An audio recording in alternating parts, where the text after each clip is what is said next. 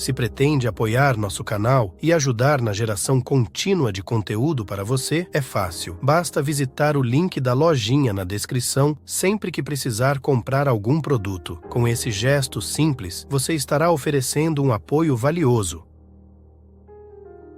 Padre Fábio, eu sinto um vazio muito grande dentro de mim e nem sei por quê. O que fazer nessa hora? Bem, esse conceito de vazio é muito amplo, né?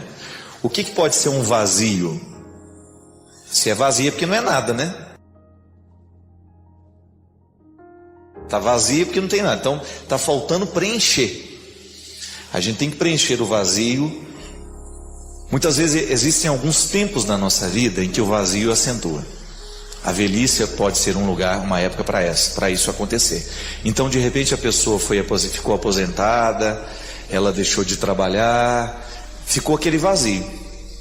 O que ela faz com isso agora? Ou ela vai se ocupar de coisas que ao longo da juventude já não pôde fazer, ou ela vai ficar ali naquela ociosidade. Então de repente o que é bom para evitar esse vazio? Preencher com coisas boas. Uma boa leitura, uma boa influência. Sempre digo isso, minha gente, nós temos que tomar um cuidado muito grande com aquilo que ocupa a nossa cabeça e o nosso coração. Porque nós somos frutos de tudo isso. As coisas que nós estamos alimentando hoje através da nossa leitura, do programa da tarde que a gente assiste, da música que a gente escuta, tudo isso preenche ou não os nossos vazios. Quando é que a gente tem a sensação de que o vazio foi preenchido? Quando nós nos identificamos de maneira positiva com o que a gente está vendo. Então de repente eu assisti a uma reportagem, a uma entrevista muito interessante. Eu não vi nem o tempo passar, pronto.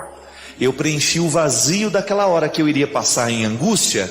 Eu passei na boa companhia de uma reflexão boa. Uma boa reflexão. Então de repente, se eu não ocupei a minha cabeça com coisas boas, aquilo acentuou ainda mais o meu vazio. Se eu fui ver um programa de violência, de coisas ruins, eu acentuei ainda mais o meu vazio. Por quê? Aquilo que eu quis, que eu escolhi, não foi uma matéria boa para preencher o vazio. Então, muitas vezes, somos nós que vamos cavando esse vazio. É igual a droga. O que a maconha faz? O que a cocaína faz? É o preenchimento ilusório de um vazio.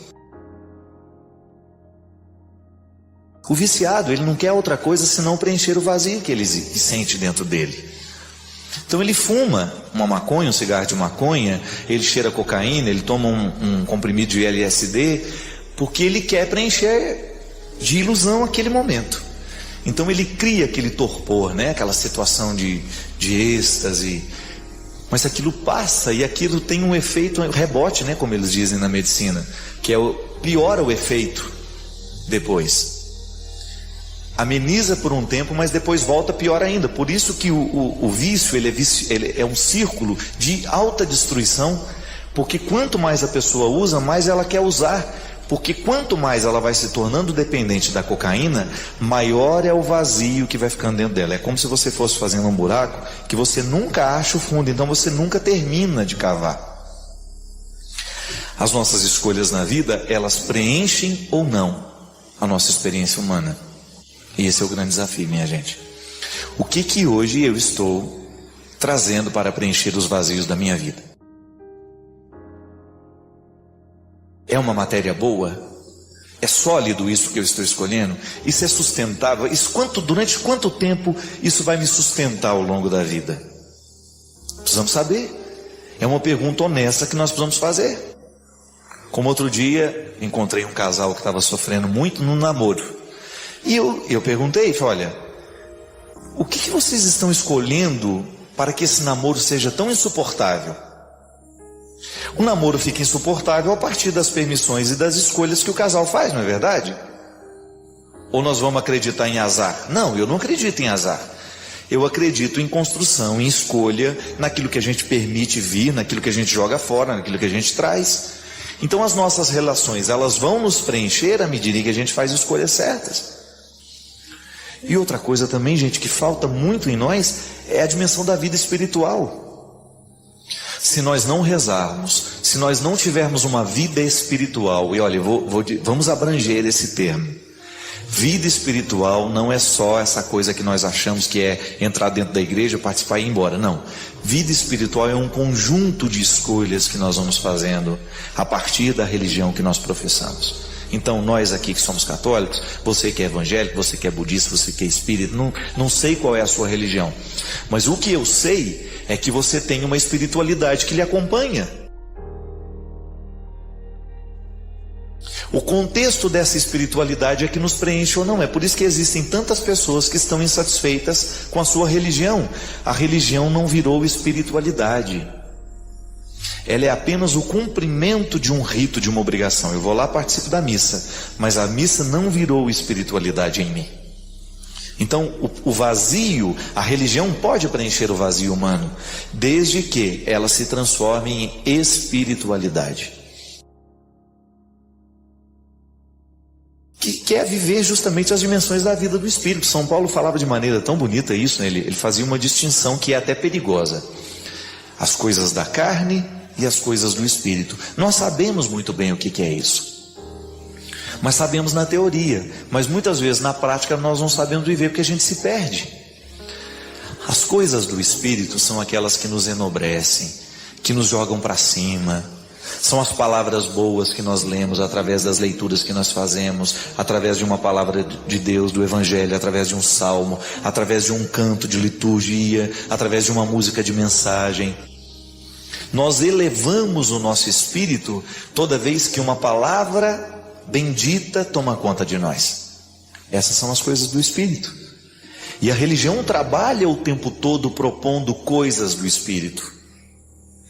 As coisas do Espírito, elas moldam o nosso caráter. Por isso que nós precisamos associar diretamente o princípio religioso que me rege e as minhas escolhas. Qual é o meu caráter? A minha capacidade de ser eu mesmo, de ser verdadeiro, de ter uma postura séria. É o que a igreja nos propõe, né? A igreja nos propõe mandamentos, a igreja nos propõe regras, mas não é para nos aprisionar. É para nos dar suportes para que nós possamos ter uma vida espiritual. Porque se não tivessem regras, nós não saberíamos nos amparar, nós cairíamos. Todo o aparato eclesiástico, de liturgia, de ritos, está a serviço da vida espiritual. É bonito a gente, por exemplo, pegar um livro de Teresa d'Ávila. Como é que geralmente eles dão os títulos, né? Escritos espirituais de Teresa d'Ávila. Ela está falando justamente ali. Naquele livro, ela escreve sobre as lutas que ela tem de sair deste mundo da carne para alcançar as coisas do Espírito. E Teresa d'Ávila é uma especialista em mostrar isso com muita poesia, com muita realidade. Se você não teve a oportunidade, leia os escritos de Teresa d'Ávila. Você vai ficar fascinado, porque essa mulher ela é muito humana. E ela não pratica uma religião etérea, dessas que não se mistura na realidade, não. Diz que tem uma cena, eu não sei se isso é verdade, né? Eu não sei onde que está escrito também, né? Aí diz que ela estava, sei lá, eu acho que ela estava no banheiro, né? Fazendo as necessidades dela. E nisso, dizem que o diabo, né? Soprou um espírito, uma palavra maligna na cabeça dela. Teresa, uma mulher tão pura como você, fazendo uma coisa suja dessa, né? Aí disse que ela virou assim: pois é, meu querido, e tudo isso que eu estou fazendo eu ofereço a você. Se é verdade ou não, está lá na história dela, né? Não é interessantíssimo isso? A pessoa conseguir rezar na hora que vai fazer as necessidades.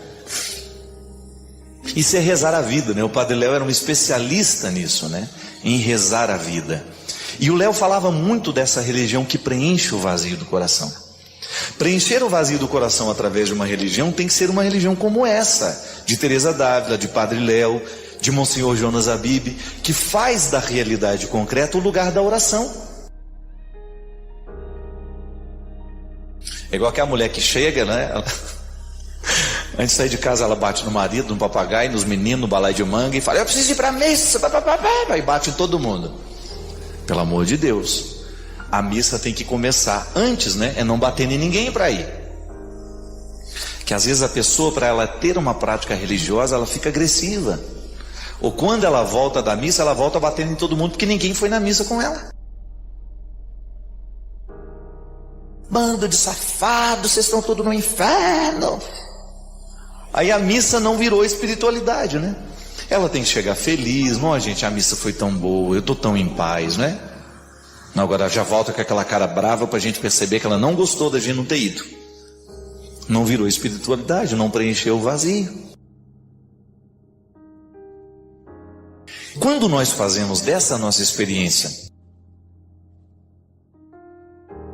uma experiência saudável de religião, é isso, né? Aquilo que eu pratico do ponto de vista ritual, a minha oração do texto, a minha oração, a minha devoção, enfim, qual seja a sua prática religiosa e qual o que faz parte do rito que você celebra, você tem que extrair deste rito a sugestão que este rito faz para uma vida prática. É aquilo que na palavra de São Tiago, na carta de Tiago está dizendo: não só as obras, não só a fé. É a reconciliação desses dois aspectos. O que eu acredito me leva a agir. O contexto da minha religião me leva a ter um comportamento. Sou solidário, de repente, ser simpático com as pessoas que a gente encontra, ser amável com quem a gente encontra, né? Ser acessível ao outro. Isso é tão bonito, né? Quando você tem a oportunidade de estabelecer vínculos e que a pessoa, é aquilo que a gente falava no primeiro bloco, a pessoa não tem receio de chegar perto porque ela sabe que você é uma pessoa religiosa. A sua religião quebra o muro da cidade. O quanto que a vida te dói. Eu não sei o quanto que lhe custa viver. Eu não sei o quanto lhe custa ser você. Eu não sei qual é a dor que você vai levar para o travesseiro hoje. Qual é o desaforo que você está precisando digerir aí. Qual é a traição que você viveu. Qual a morte do filho que você ainda sente. O que você perdeu. Eu não sei. Eu não sei o quanto que a vida já te machucou. Quanto você já caiu. Quanto você já se esfolou.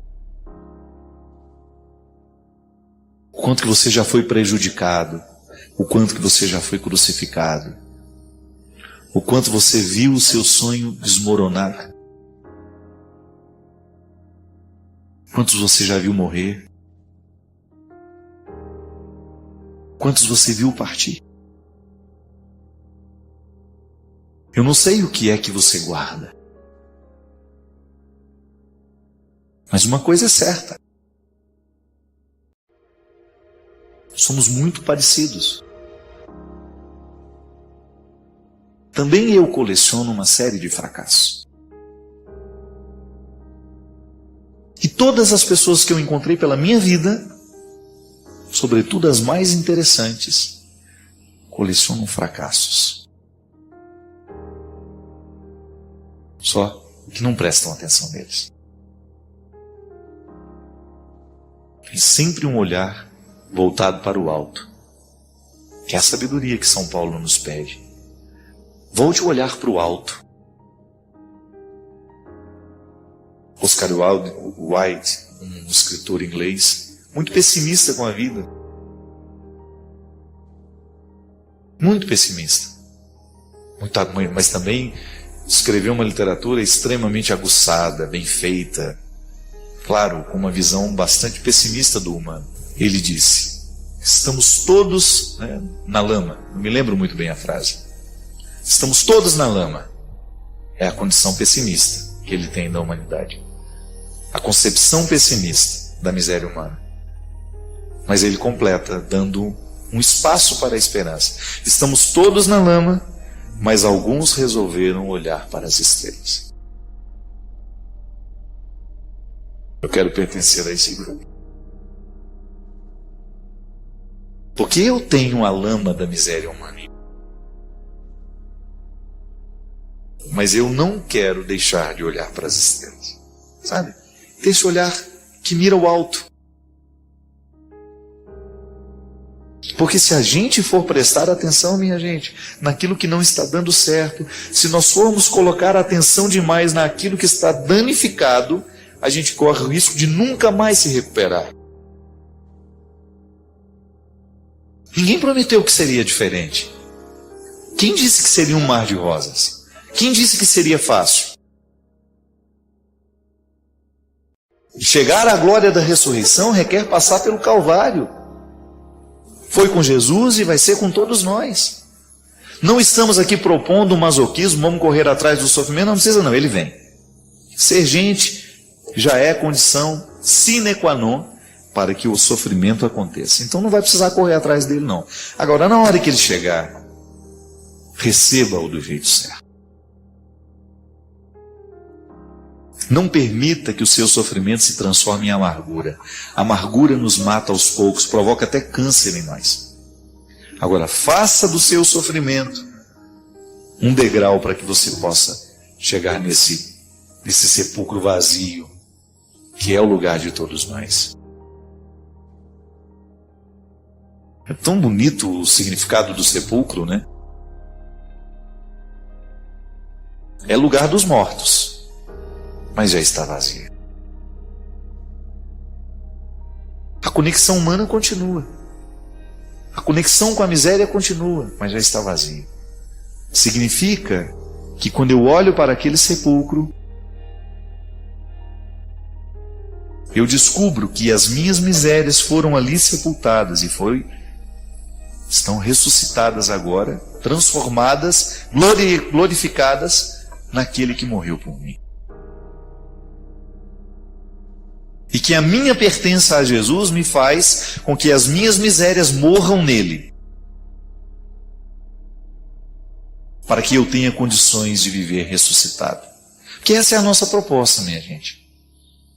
É você continuar miserável, porque a condição humana, ela é assim. Não tem como. A miséria faz parte de nós. Mas eu estou debaixo da luz da ressurreição. E porque estou iluminado pela ressurreição, eu compreendo melhor as minhas misérias e tomo conta das minhas misérias para que elas não tomem conta de mim. Eu administro o problema, não permito que o problema me administre. Tem uma amiga em Taubaté, até muito tempo não a vejo. A Viviane. A Viviane tem câncer. 12, 14 anos a Viviane luta contra o câncer. Muito debilitada em alguns momentos, de repente ela melhora. E na última viagem que nós fizemos para a Terra Santa, que a Viviane foi, algumas pessoas ficavam surpresas quando ficavam sabendo que ela tinha câncer. E aí eu encontrei a resposta porque ela tinha tanta disposição. Lá à base de morfina, né? E andando e peregrinando. A Viviane tem câncer, mas o câncer nunca conseguiu ter a Viviane. Recurso de linguagem, padre. Isso é uma fala que não se adapta à realidade. Para mim é. Porque também encontro pessoas que têm problema, mas o problema não tem aquela pessoa. Então, porque o problema não a tem, porque ela não se deixou possuir pelo problema, ela tem mais condições de lidar com o problema. Diferente daquela pessoa que não tem problema, mas é o problema que a tem. O problema foi tomando tanto conta daquela pessoa, foi dominando tanto, que ela perdeu a pertença.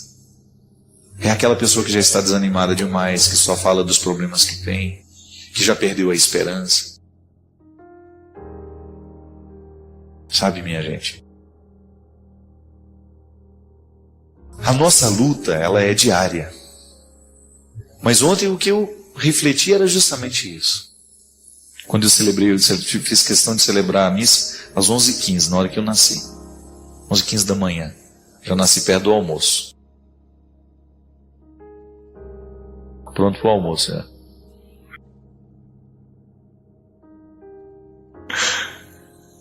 é. Por isso que eu sou um bom prato, isso mesmo.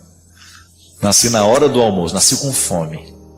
E o evangelho de ontem me chamou muita atenção.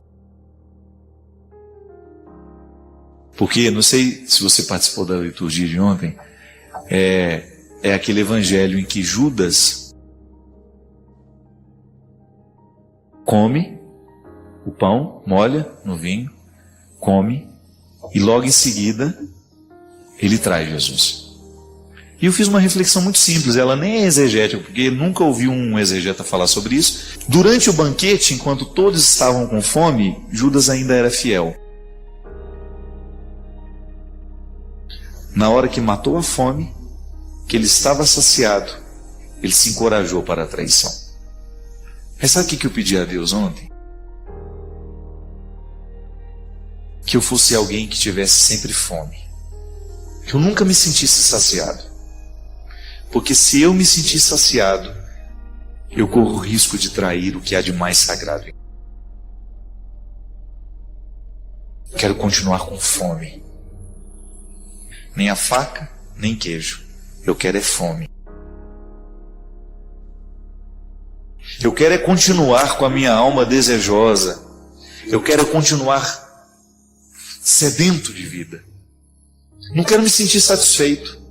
Porque eu tenho, claro, satisfação temporária, na medida certa. Eu não quero estar naquela sensação de que já alcancei tudo o que de mim eu poderia alcançar. Não. Eu quero sempre alimentar essa fome. A saciedade, ela corre o risco de nos colocar indispostos, né? Um para o outro. É igual um almoço. Quando você reúne, antes do almoço todo mundo conversa e todo mundo fala. À medida que as pessoas vão comendo, vão se alimentando, elas vão ficando pesadas, né? Depois você fica incapaz de dar um recado se você precisar, porque o alimento pesou. Então a fome tem um significado interessante. Ela nos dá uma disposição para ir atrás do alimento. É isso que eu quero. Fazer da minha vida uma experiência constante de fome. Desejar ardentemente viver. E nunca sentir que a satisfação encontrada é o ponto final das minhas procuras e das minhas buscas. Alimentar a fome. Pode parecer contraditório. Alimentar o nosso desejo pela vida. E quando a gente está com esse desejo de viver, ser capaz de passar pelos calvários diários para que a nossa ressurreição aconteça. Padre Fábio, eu tenho muita dificuldade para assumir uma postura equilibrada. Meus afetos estão cada vez mais desordenados e isso tem afetado as minhas relações de trabalho e também de família. Isso é uma característica dos nossos dias, padre, pois vejo muita gente vivendo da mesma forma.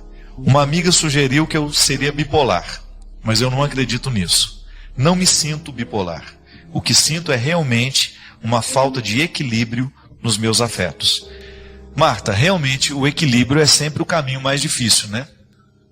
Até filosoficamente falando, eu me lembro quando eu fiz faculdade de filosofia, e tinha um professor muito sábio, que ele dizia que toda vez que nós estamos diante de posturas extremadas, é sempre bom a gente ter a oportunidade de ver o oposto daquele extremo, para a gente poder se posicionar no meio e tentar sentir como é viver entre os extremos, tentando encontrar esse equilíbrio. Aí ele dizia que quando a gente se dispõe a fazer isso, uma sabedoria toma conta de nós. Primeiro porque você tem a necessidade de descobrir como é que funcionam os dois lados, né? O que pensam os extremos, e ao mesmo tempo você fazer a síntese para viver aquilo. Afetivamente a luta é a mesma, né? Não é só do ponto de vista intelectual que nós precisamos buscar o equilíbrio. Por exemplo, amar um filho. Amar um filho é um exercício de equilíbrio, porque você não pode permitir o tempo todo, mas você também não pode negar o tempo todo. A manifestação equilibrada do amor é que vai fazer com que o filho possa saber que você é uma autoridade que ama e que, porque ama, estabelece limites. Muitos pais erram no momento em que permite demais, porque tem medo, né, de negar e o filho encontrar na negação uma forma de interpretar um desamor. Não. Agora, o equilíbrio nas relações humanas, ele vai passar o tempo todo, ele vai ser uma necessidade o tempo todo, porque nós nem sempre sabemos quando é que nós estamos neste equilíbrio. Muitas vezes pode as pessoas estarem amando demais, cuidando demais, mais do que deveria, achando que aquele é o ponto do equilíbrio. O que faz a gente viver esse desequilíbrio?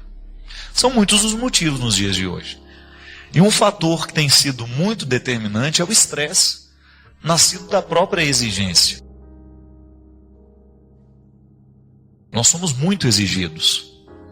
E essa exigência, às vezes, ela é inconsciente. Nós a estabelecemos para nós mesmos e nós a recebemos dos outros. Muitas vezes a gente fica pressionado para ter que dar conta da vida. Eu tenho que ser uma boa esposa, eu tenho que ser um bom esposo, eu tenho que ser um bom profissional, eu tenho que ser um bom aluno. E a gente acaba jogando uma energia para a gente alimentar esse motor. É como se nós fôssemos um barco movido a carvão, né? Aquele fogo lá dentro que você tem que jogar lenha para alimentar, para dar energia àquele navio, igual era o Titanic, né? Para ele andar naquela velocidade toda, que foi fatídica naquele caso. Os trabalhadores fizeram muito esforço para aquele navio chegar naquela velocidade. Nós fazemos às vezes a mesma coisa, nós gastamos muita energia e de repente o próprio organismo não aguenta. Então nós temos muitas vezes, como causa desse desequilíbrio, o estresse.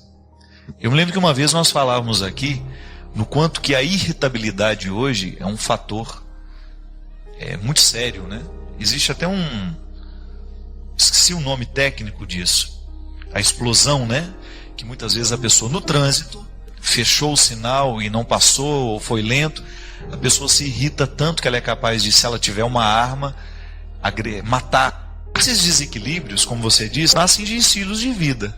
A gente precisa ter um cuidado para que a gente não entre dentro de um ritmo de vida que seja desonesto com a gente. Então, na hora que eu posso ficar sozinho, a minha solidão é sagrada. Ah, você está sendo egoísta. Não.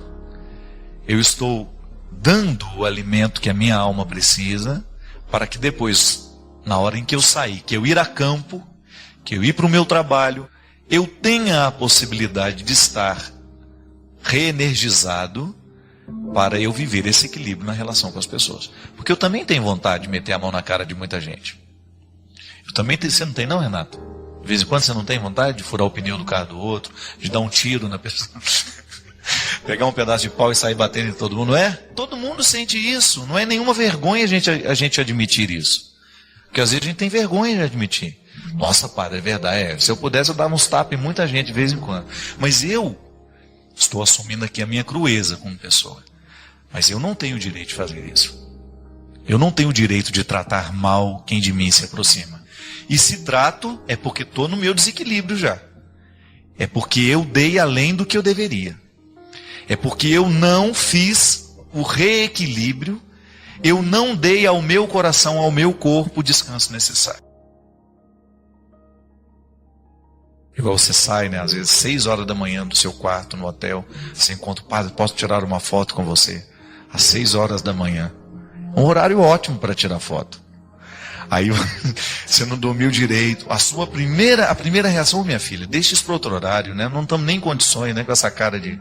Não, é a hora, se eu sair do quarto, é porque eu preciso estar disposto para as pessoas que vão manifestar o carinho que tem por mim.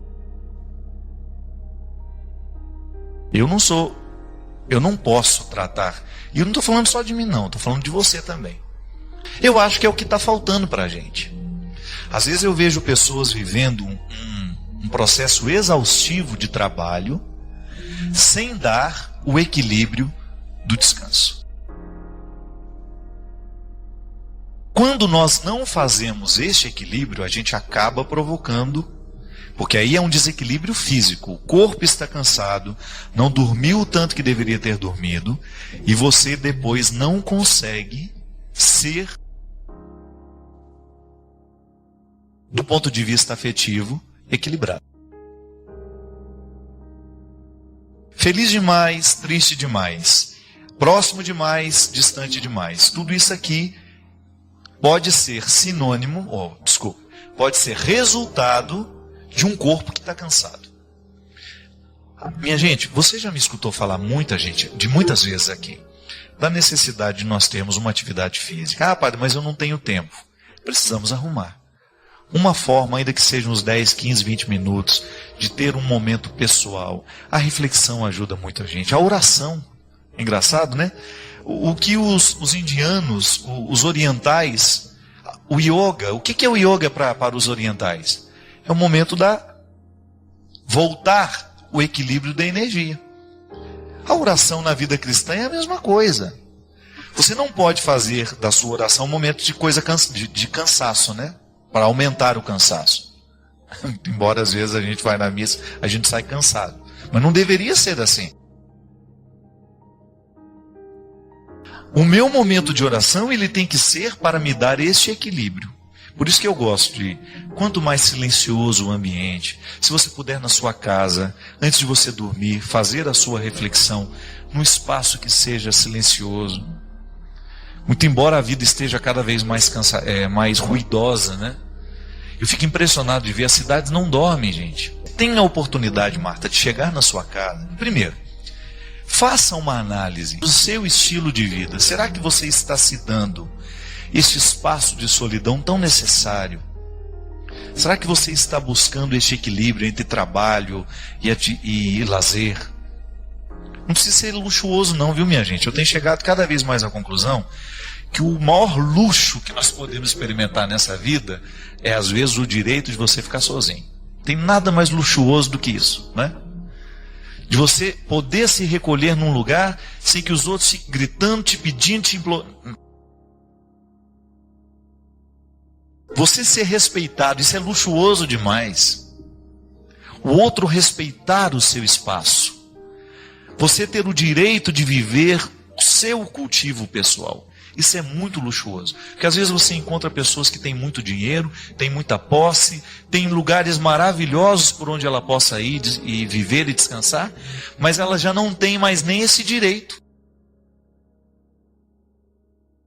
Então, luxo mesmo, no fundo, o que conta é a possibilidade que nós temos de viver esse sossego. Eu, por exemplo, no meu estilo de vida que eu tenho analisado, sempre gosto de falar a partir de mim, eu tinha uma mania de ligar a televisão toda hora que entrava em casa. Tenho mudado esse hábito. E tenho feito de tudo para que lá em casa, na hora da nossa refeição, ou no momento em que a gente está conversando, a televisão não esteja provocando ruídos que venham nos cansar também. Eu tenho a graça de viver numa região, num lugar onde eu tenho poucos ruídos urbanos. Mas eu enfrento eles o tempo todo, porque a minha vida é andar por esse país, né? Como diz na música que eu canto. Então, na hora em que eu preciso, que eu sinto que o organismo está necessitado do equilíbrio, eu não penso duas vezes. Eu vou buscar o meu refúgio, onde eu sei que as pessoas vão me tratar como gente, que as pessoas vão me tratar com espontaneidade, com naturalidade. Talvez seja isso, Marta. Talvez a gente esteja cheio de obrigações. Este espaço é dedicado a elevar a fé e a conexão com Deus. Ao se inscrever no nosso canal, você se junta a uma comunidade que busca fortalecer seus alicerces espirituais. Compartilhe nos comentários suas experiências, testemunhos e orações. Que cada interação seja uma expressão de amor e devoção.